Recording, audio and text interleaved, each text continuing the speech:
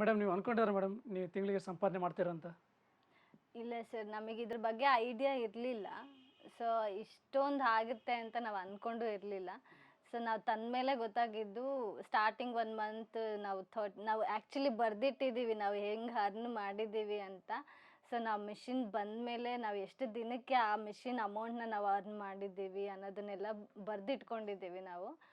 So ಈಸಿಯಾಗಿ earn ಮಾಡ್ಬೋದು sir. ನಾವು ಅಂದ್ಕೊಂಡಿರಲಿಲ್ಲ ಇಷ್ಟೊಂದು ಆಗುತ್ತೆ ಅಂತ. ಬಟ್ ಕಸ್ಟಮರ್ಸ್ ಸಪೋರ್ಟಿಂದ, ನಮ್ಮ ಪೇರೆಂಟ್ಸ್ ಸಪೋರ್ಟಿಂದ, ಅಮ್ಮ ಹೆಂಗೋ ಮುಂಚೆಯಿಂದ ಸ್ಟಿಚ್ ಮಾಡ್ತಾಯಿದ್ರು, ತುಂಬ ಚೆನ್ನಾಗಿ ಪರಿಚಯ ಇದ್ದರು ಅನ್ನೋದ್ರಿಂದ ಸೊ ನಾವು ಇಷ್ಟು ಮಾಡೋಕ್ಕಾಗಿತ್ತು ಅನ್ನೋದಾಯಿತು. Right, sir. Like your daughter, she is earning more than 50,000. So how you are feeling and what is your experience that she is earning this much of amount? Sir ಈಗ ನಿಮ್ಮ ಮಗಳು 50,000 ಹಿಂಗೆಲ್ಲ ಹಣ ಸಂಪಾದನೆ ಮಾಡ್ತಿದ್ದಾರೆ, ನಿಮಗೆ ಹೇಗೆ ಅನಿಸ್ತಿದೆ ಸರ್? ತುಂಬ ಖುಷಿ ಆಗುತ್ತೆ. ಆಮೇಲೆ ಅವರು ಈಗ ಅಲ್ಲಿ ಓದ್ ಮುಗಿಸ್ಕೊಂಡು ಹೊರಗಡೆ ಬಂದಾಗ ನಾವು ಇದನ್ನು ಒಂದು ಈ ಕಡೆ ಮಾಡ್ಬೋದಲ್ಲ ಅಂತೇಳಿ, ಯಾಕೆ ಟೈಲರಿಂಗ್ ಒಂದೇ ಇತ್ತು, ಇವರಿಗೆ ಅದು ಮ್ಯಾಚ್ ಆಗ್ತಿರಲಿಲ್ಲ ಓದಿ ಹೊರಗಡೆ ಬಂದಾಗ. ಅದರಿಂದ ಹೇಳಿ ನಾವು ಅದನ್ನೊಂದು ನಾವು ಬೇರೆ ಕಡೆ ನಾವು ಇಲ್ಲಿ ಬ್ಲೌಸ್ ನಾವು ಸ್ಟಿಚ್ ಮಾಡಿಸ್ತಿದ್ವಿ, ಬೇರೆ ಕಡೆ ವರ್ಕ್ನ ಎಂಬ್ರಾಯ್ಡ್ ಮಾಡಿಸ್ತಾ ಇದ್ವಿ. ಆವಾಗ ನಾವ್ಯಾಕೆ ತರಬಾರ್ದು ಅಂತೇಳಿ ಇವ್ರಿಗೆ ಸ್ವಲ್ಪ ಅದು ಕಂಪ್ಯೂಟರ್ ಬಗ್ಗೆ ಭಾಳ ಚೆನ್ನಾಗಿ ಗೊತ್ತತ್ತ. ಅದನ್ನು ನಾವು ಗೂಗಲಾಗಿ ಚೆಕ್ ಮಾಡಿದಾಗ ನಮಗೆ ಸುನೀತಾ ಎಂಟರ್ಪ್ರೈಸಸ್ ಅಂತೇಳಿ ನಮಗೆ ಸಿಕ್ತು. ಅದನ್ನು ನಾವು ಕಾಂಟ್ಯಾಕ್ಟ್ ಮಾಡಿ ಫೋನ್ ಮಾಡಿದಾಗ ನಮಗೆ ಚೇತನ್ ಸರ್ ಅಂತೇಳಿ ಮಾತಾಡಿದರು. ಆವಾಗ ಫಸ್ಟ್ ಟೈಮ್ ಮಾತಾಡಿದಾಗಲೇ ಇಷ್ಟು ಮಾಡಿ ಸರ್, ಅದು ಪೇಮೆಂಟ್ ಇಷ್ಟು ಇದೆ, ಅದು ಅಮೌಂಟ್ ಎಷ್ಟಿದೆ ಅಂತೇಳಿ ಹೇಳಿದರು. ಅದಕ್ಕೊಂದಿಷ್ಟು ಪೇಮೆಂಟ್ ಮಾಡಿದ್ವಿ. ಅವರು ಹೇಳಿದ ಟೈಮಿಗೆ ಮಿಷಿನ್ ಕೊಟ್ಟರು. ನಾವು ಬಂದಾಗ ನಾವು ಎಷ್ಟು ಮಾಡ್ಬೇಕಂತ ಗೊತ್ತಾಗಲ್ಲ, ಒಂದು ವೀಕ್ ಸರ್.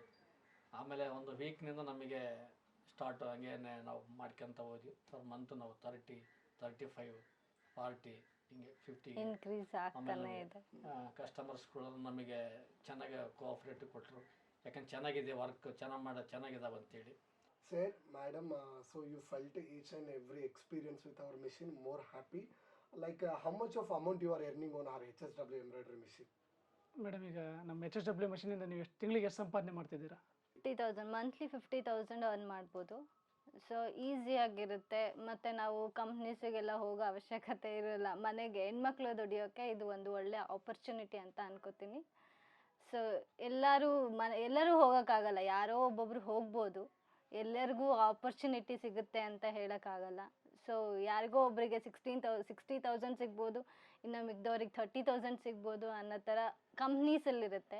ಸೊ ಇಲ್ಲಿ ಎಲ್ಲರಿಗೂ ಒಂದೇ ಆಪರ್ಚುನಿಟಿ. ಯಾರು ಚೆನ್ನಾಗಿ ಮಾಡ್ತಾರೋ ಅವ್ರಿಗೆ ಆಪರ್ಚುನಿಟಿ ಸಿಗುತ್ತೆ.